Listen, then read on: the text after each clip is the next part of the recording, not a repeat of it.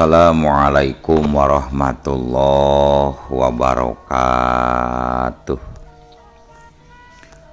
Wadia balad dongeng ATE official di mana wae ayana. Alhamdulillah wa syukru ala ni'amillah. Kalayan diwuwuh ku qobul anu maha agung, dibarengan ku pangijabah anu maha kawasa, diiring ku kadeudeuh ka Nyaah Gusti anu maha suci. Urang ayeuna dugi kadanget ayeuna masih keneh tiasa ditepang dangukeun deui dina acara anu matuh kamemet urang sadayana, nyatana dina pagelaran dongeng Sunda jejer carios Iblis Jatuh Rawarontek jilid kadua bagian anu ka 60 nanya pamiarsa. Ieu dongeng mangrupikeun buah karyana Aceh Lasmi Indri di Palihan Bandung. Kangge Aceh Lasmi ngahaturkeun rewunuhun laksaketi kabingahan, rehna parantos ngintunkeun naskah sekaligus ngawidian mamang kangge medar ieu dongeng dina Kandaga ATE official ieu. Atuh sumangga kanu teu acan subrek kantun subrek heula, ngarah langkung pogot sareng langkung sumanget deui ka si mamangna dina enggoning medar ieu dongengna. Nging hilap di-like di komennya nu saseueur-seueurna. Lainna naon, mamang masok bingah gitunya upami maosan komentar-komentar ti para wargi sadayana teh. Kalintang bingahna deui upami mah link video mamang ieu dipanggeserkeun atanapi dipangbagikeun. Atuh ngarah teu nyangkolong tingkana waktos sumangga ayeuna mah urang lajengkeun deui dongeng Iblis Jatuh Rawarontek jilid kadua bagian anu ka 60 genepna. Kumaha salajengna sor cikopina betot simbutna pagan heula tali kolorna bisi morosot merezel morozol uzel-uzelan di tengah jalan. Tempak dung dung tes.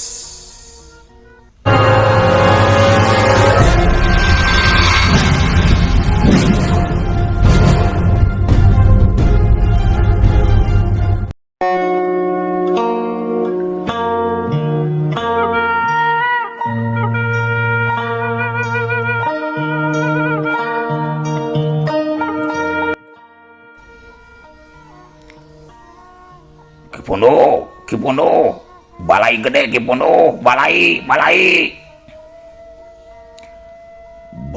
teh, balai naon sarja. Eta aya soran udah ribut di ditu, aya naon eta teh sarja. Cek Ki Kanta bari ngajengkat muru nyampeurkeun ka hareup. Itu Kipondo aya puluhan jawara ngararamuk ngajorag kaya lembur ki ngajorag, cek si sarja.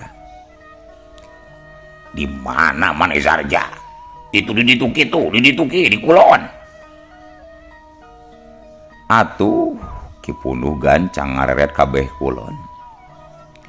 Sok sanajan can katingali anu ngabringna da memangnya lamun ditempo kabeh kulon di watas lembur kasampak saabrulan jawara keur ngageredig leumpang bari teu waleh hohoak matak sawan ka orok.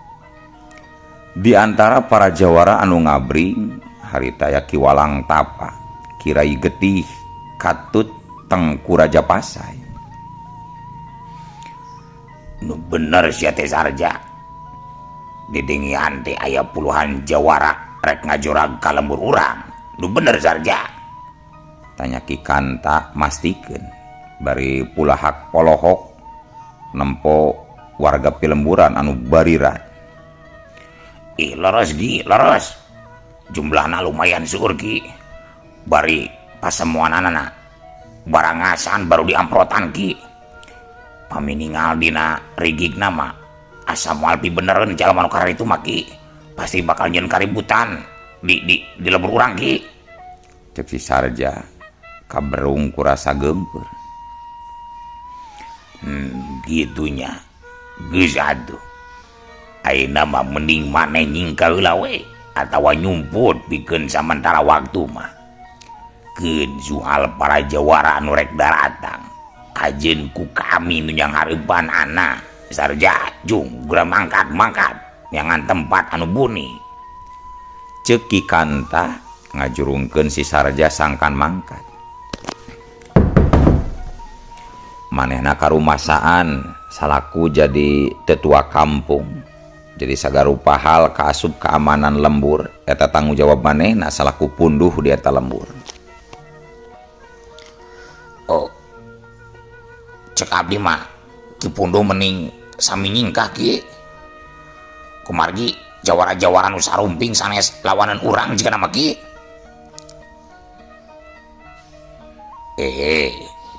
Dewek mah maksud rek yang hareupan teh lain rek dilawan. Maksud kula mah rek ngabagiakeun maranehna ku sacara wajar. Oh gitu Ki. Nya gitu Sarja. Ari maneh maju mending dudurkeun we nu sejen nyingka heula di lembur. Melang bisi kabar erang jung gancang-gancang. Ceuk Ki Kanta tetep nita si Sarja sangkan nyumput heula demi kasalamatan. Oh, pami kitu mah di kantun heula tuh Ki nya, di kantun. Jazok jung buru. Mohon Ki, mangga Ki. Cacap nyarita kitu beretek we si Sarja ngabretek lompat milu nuturkeun warga anu masih keneh lalumpatan. Sup saditinggalkeun ku si Sarja, Ki Kanta asup deui ka jero imah.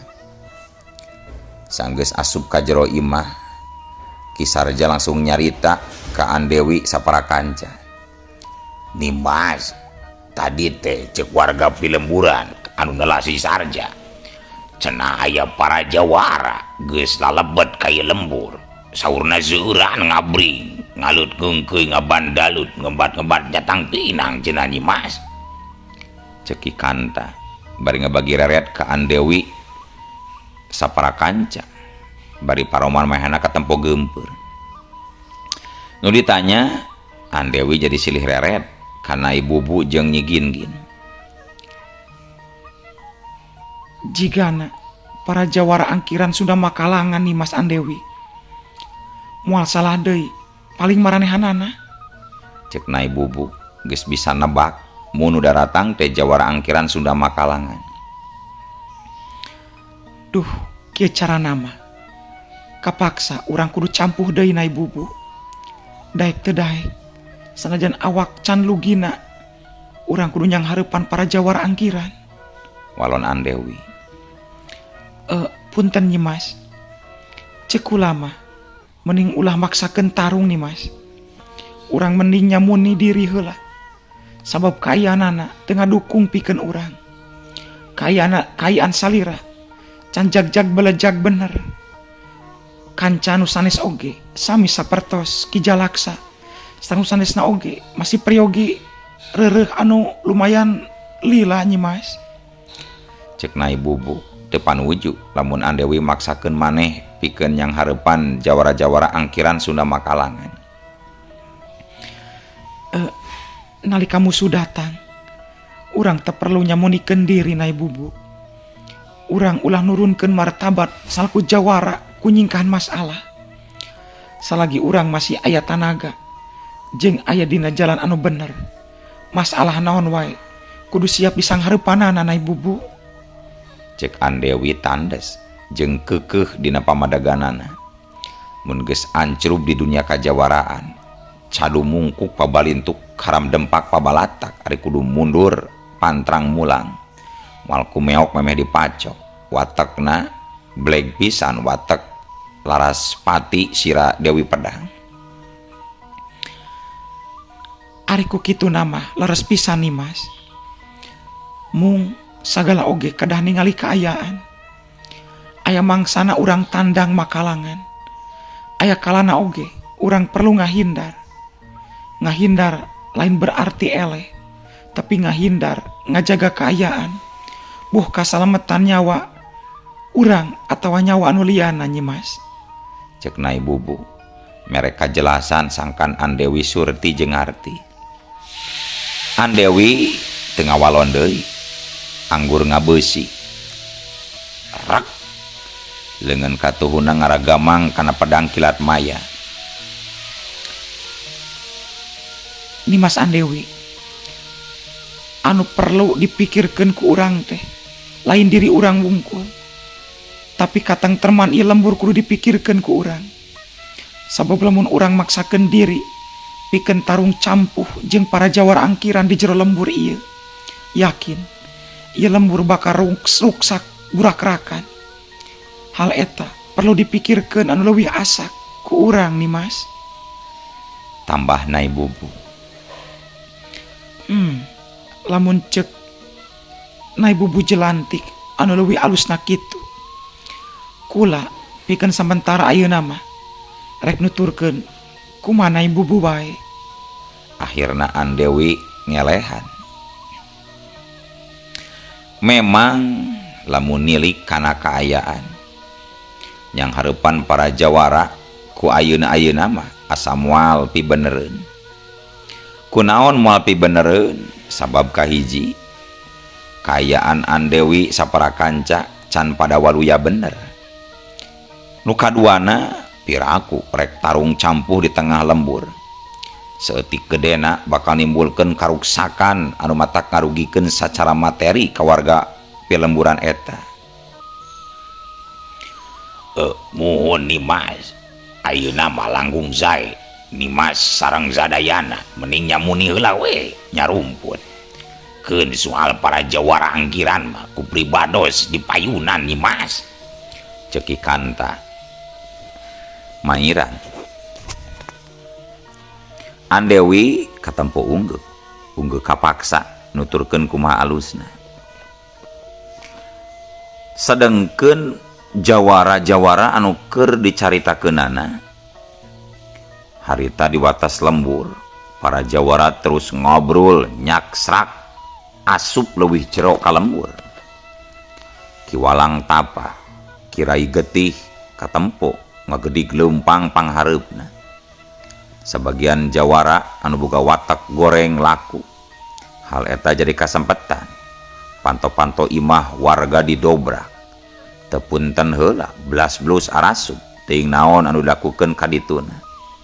Paling anu dilakukeunana teu beda jauh jeung karaman, ngaranjah, ngajarah, ngerid, maling, ngabangsat harta banda milik warga.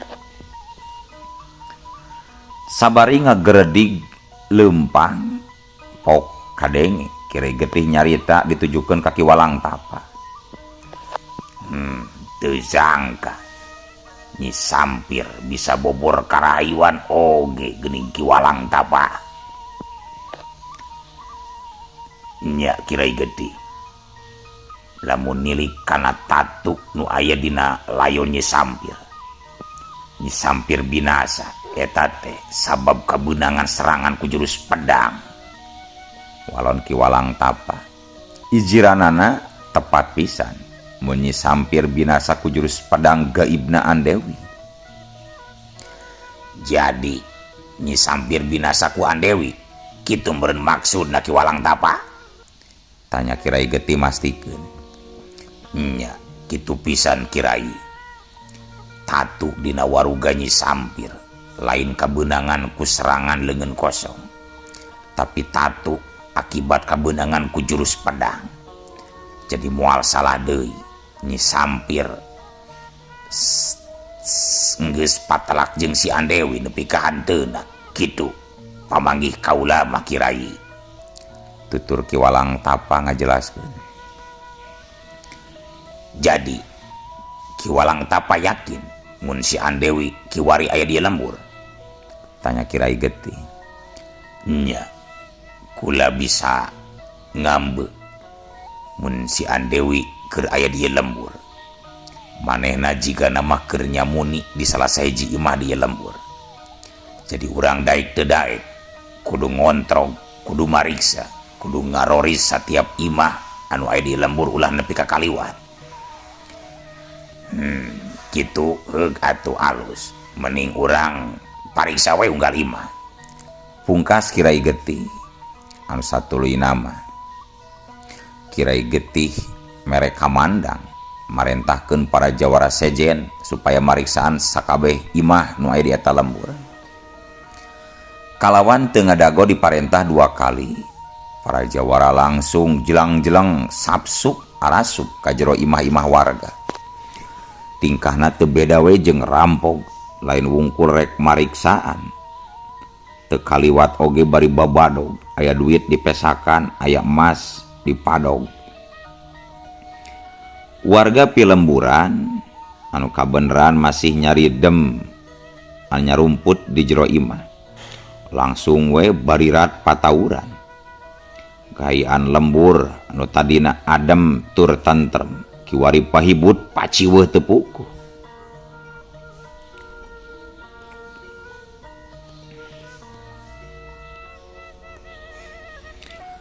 Nalika para jawara keur ngaroris sakabeh imah, rentang-rentang katempo aya saurang jalma muru nyampeurkeun ka tempat nangtungna Kirai Getih jeung Ki Walang Tampa. Tayohna mah nu datang teh Ki Kanta salaku pupuhu atawa punduh di eta lembur. Tekung silila srog Ki Kanta nepi ka hareupeun para jawara. Sanggeus nangtung hareupeun para jawara, gok Ki Kanta rengkuh hormat ngabageakeun salaku pribumi. Bagea ka para jawara sadaya, wanogeun jisim abdi Ki Kanta atas nami pupuh ieu lembur ngahaturkeun wilujeng sumping. Ngan simkuring teh bade tumaros mungna lebet kaya lembur teh bet asa gerwak kieu para jawara, ceuk Ki Kanta. Can waka cengkat tina tungkulna. Oh, jadi manehnya salaku pupuh di lembur teh? Tanya Kirai Getih. Panona molotot teu mere budi somea. Mun abdi salaku pupuh di lembur. Hapunten we bobili kasumpingan saderek sadayana taya panarimaan anu nyugumageun. Ceuk Ki Kanta teu waleh handap asor. Sangaran maneh teh Ki? Tanya Kirai Getih. Abdi Kanta Sun. Oh, Kantanya. Hei Kanta, dewek para jawara datang ka dieu lain tambuh laku tanpa tujuan. Dewek ka dieu ngahaja deuleu. Ceuk Kirai Getih. Sedangkan Ki Walang Tapat teu pipilu nyarita. Ke maksudna kumaha ieu teh Sun? Pribados asa emang dur kaget ieu teh kira ngartos. Nah, aya masalah naon jaleresna? Dugi ka para jawara sarumping ka dieu ku cara sapertos ieu. Bilih aya salah sawios pangeusih lembur tos nyieun masalah ka pihak jawara. Si nadani ngapunten we nu sageung-ageungna Sun. Hei Kanta, yeuh dengekeun ku ilaing. Dewek rek tumanya ka ilaing. Ngan wayahna ilaing kudu ngajawab anu bener tur jujur deuleu. Ura rek ekol ngabustam. Lamun teu hayang ieu lembur rata jeung taneuh deuleu Ki Kanta. Ceuk Kirai Getih semu mere ancaman. Bertarusan naon anu dimaksud teh Sun? Pami tiasa diwaler nyatang terus gua abdi bakal diwaler Sun. Dewek rek nanya ka ilaing. Pek jawab anu bener tur jujur. Nah ieu lembur pernah kadatangan ku hiji jawara awewe anu dibarengan ku balad-baladna anu ngaran Andewi. Andewi bundan Sun ari Andewi teh sate ya asa nembe ngupring pribados manamina oge Sun. Walon Ki Kanta sabisa-bisa nyamunikeun ulah nyerikeun ngabohong. Eta si Andewi jawara bikang anu sok membawa pedang. Dewek nanya, eta jalma aya ka dieu eueuh? Sok jawab sing bener tur jujur sia Kanta. Sentak Kirai Getih. Aduh, kirang derang Sun. Asa nama teu pernah aya jalmi sapertos anu ditaroskeun ku salira kaya lembur mah Sun. Walon Ki Kanta. Cuy, ulah sok ngawadul sia Kanta. Ulah coba-coba nyieun ekol. Ingat ancaman dewek. Ancaman dewek lain sakadar bau sungut. Ieu lembur bisa rata jeung taneuh ku dewek sia deuleu Kanta. Ki Kanta jol kokompodan meureunnan soak nempo paroman pengisna Kirai Getih. Ditambah ancamanna geus pasti lain ancaman kosong. Hal eta matak jadi bingung pikeun Ki Kanta. Dijawab jujur kumaha, henteu dijawab kumaha deui. Dua pilihan anu salah sahiji oge eueuh pilieun. Ki Kanta katempo muringis nalika tak-takna diranggeum ku Kirai Getih. Karasana nyeri luar biasa. Kanta, wek jawab lu jujur sia. Di mana sia nyamunikeun si Andewi saparakanca deuleu? Sentak Kirai Getih beuki mereketkeun cangkreman leungeunna kana tak-tak Ki Kanta. Trak. Kadenge sabagian tulang lebah tak-tak Ki Kanta aya nu ngadrak-dak potong. Pogowe Ki Kanta nepi ka burial bunceli bari muringis. Kunaon sia ngaran muringis? Coba jawab nu bener. Di mana si Andewi nyumputna deuleu Kanta? Jawab. Tanya Kirai Getih deui. Adi leresun. Abdi mah teu terang. Teu aya jalmi nu namina Andewi zumping ka dieu. Ada. Sanajan dianiaya jiga kitu, Ki Kanta tetep pengkuh kana pamadaganana teu nepi ka ngabolokerkeun. Nyaan sia teh telebar kana nyawa. Hayang modar meureunnya kitu carana mah. Rasakeun sia Kanta. Ceuk Kirai Getih ngangkatkeun leungeunna siap nibankeun peureub buleudna kana sirah Ki Kanta anu keur tungkul bari muringis. Ngan karek oge Kirai Getih ngangkat leungeun. No atuh. Des. Bru. Harita jol aya 5 urang jawara pada ngajarengkang tulus ngagulupruk pas hareupeun Kirai Getih jeung Ki Walang Tapa anu keur nganiaya Ki Kanta. 5 urang jawara anu rabeng ngaraceleng teh ngarusak langsung paragat nyawa dina kayaan jerebol lebah dadana. Gebeg Kirai Getih jeung Ki Walang Tapa ngagebeg kaget lain di kieuna. Nu tadina erek ngabinasa Ki Kanta jadi tetulus ngadon luak lieu. Sakabeh para jawara luak lieu. Can leler tina kakagetna. Bre. Sajarak 30 depaan tidak tepat nangtung Kirai Getih. Kasampak hiji cirim anu ngabadega nangtung pancuh. Saurang jalma anu mamake tergos hideung. Atuh para jawara kabeh kompak pada ngalihkeun perhatian ka si tergos hideung. Pikeun maranehanana si tergos hideung nu kiwari nembongan geus teu asing deui. apanan eta pisan jalemana anu keur pada maluru anu keur pada maluruh jeung pada moro teh. Si tergosideng euy, tergosideng euy.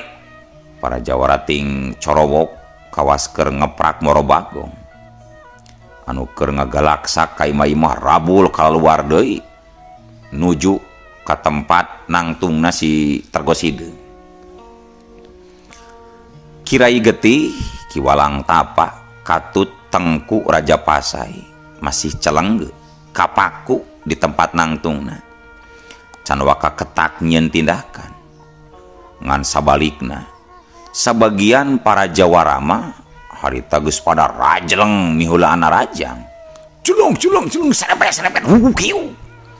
Aya meureun 7 urang jawara anu nyerang langsung ka si tergosideng alias Bajing Sudraji. Serangan 7 jawara teu asa-asa deui langsung ngagunakeun jurus-jurus ampuna.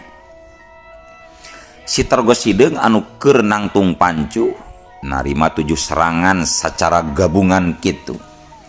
Pikeun Bajing Sudraji lain perkara sulit.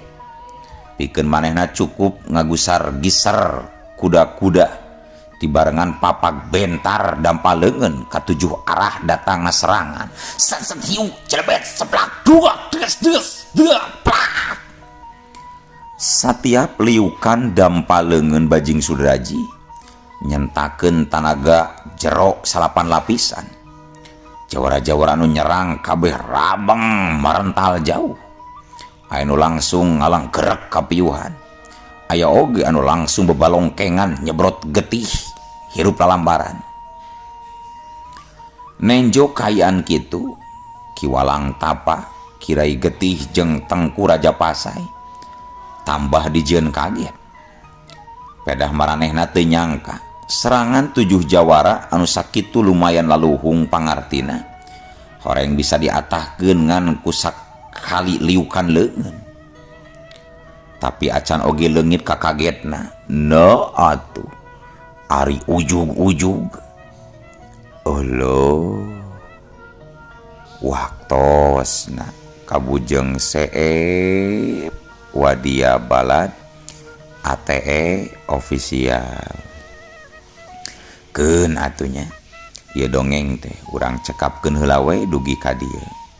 Insyaallah enjing pageto baris dilajengkeun deui. Atuh ku kitu ku kieuna mamang sejamit mungkur amit mundur ti payuneun para wargi sadayana. Hayu ah. Assalamualaikum warahmatullahi wabarakatuh.